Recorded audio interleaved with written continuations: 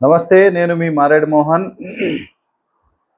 ప్రేమికుడా, పాకిస్తాన్ భగ్న ప్రేమికుడా అన్నా, దయాకర్ అన్న, ఎమ్మెల్సీ దయాకర్ అన్న, ఇప్పుడు ఆ ఏడున్నవన్నా మా పాకిస్తాన్, అవును నేను పాకిస్తాన్ని ప్రేమిస్తా అన్నటువంటి భగ్న ప్రేమికుడా, ఏందన్నా మీ పాకిస్తాన్ వాళ్ళు కొజ్జాగాల లెక్క ఇట్లా చేతులలో ఆయుధాలు లేని వాళ్ళ మీద దాడులు చేసి వాళ్ళను పాయింట్లు ఇప్పి మరీ వాళ్ళ మతాన్ని గుర్తించి మరీ చంపుతున్నారంట.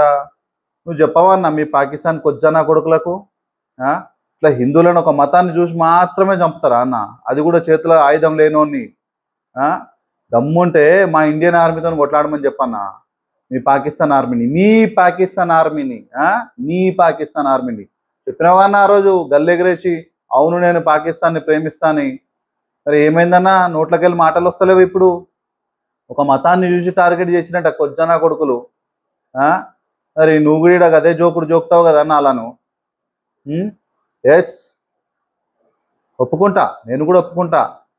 చాలామంది చాలా చోట్ల ఎంతోమంది ఈ దేశం కోసం పాటుపడుతున్న ముస్లింలు ఉన్నారు. కానీ ఇదే దేశంని నాశనం చేయాలని చూస్తున్నటువంటి అనేక మంది టెర్రరిస్ట్ నా కొడుకులు కూడా చాలామంది ఉన్నారు.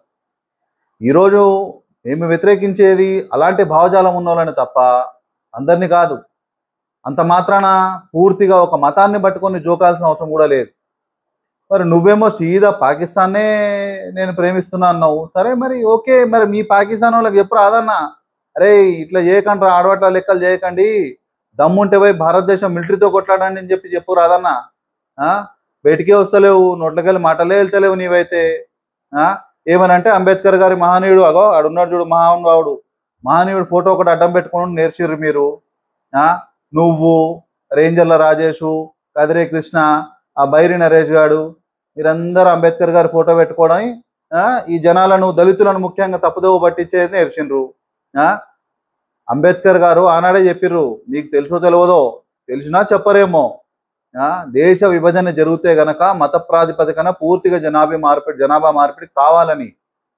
సరే, అది ఏదెట్టున్నప్పుడో చరిత్ర జరిగిపోయింది. ఈరోజు మేము అన్ని మతాలతో పాటు కలిసి ఉంటున్నాం, కలిసి ఉంటాం కూడా. కానీ మీలాగా ఇలా దొంగజోకుడు, ఒక మతాలను పట్టుకొని రాజకీయం కోసము తప్పుదోవ పట్టించడాలు, ఇట్లాంటివి మాకు రావన్నా. ఇప్పటికైనా దళితులను తప్పుదోవ పట్టేయకండి అన్నా.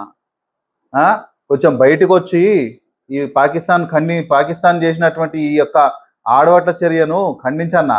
లేకపోతే నువ్వు మా జాతిలో పుట్టినావు అని చెప్పుకొని కానీ సిగ్గవుతుంది. ఆల్రెడీ ఇప్పటికే నువ్వు వాడే భాష చూసి మాకు సిగ్గవుతుంది, నువ్వు మావను అని చెప్పుకొని. ఇంకే ఇతరుల పట్ల నువ్వు మాట్లాడే భాష అంత అద్భుతంగా ఉంటుంది. కనీసం ఇప్పటికైనా వచ్చి నువ్వు నీ పార్టీ ఎట్లా మాట్లాడదు, నీ పార్టీ ఎట్లా, అది ఇప్పుడు కాదు ఫస్ట్ నుంచి కూడా కాదు, చరిత్ర మాట్లాడితే చాలా పెద్దగా ఉంటుంది. కానీ కనీసం నువ్వన్నా బయటకు వచ్చి 4 మాటలు మాట్లాడి నీ పాకిస్తాన్ని కనీసం లోపల తిట్టాలని లేకున్నా పైన 2 మాటలన్నా అన్నా. లేకపోతే సిగ్గుపోతుందన్నా నువ్వు మావను అని చెప్పుకొని. ఇంకే సరేనా, మంచిదన్నా, ఉంటా. జై భీమ్.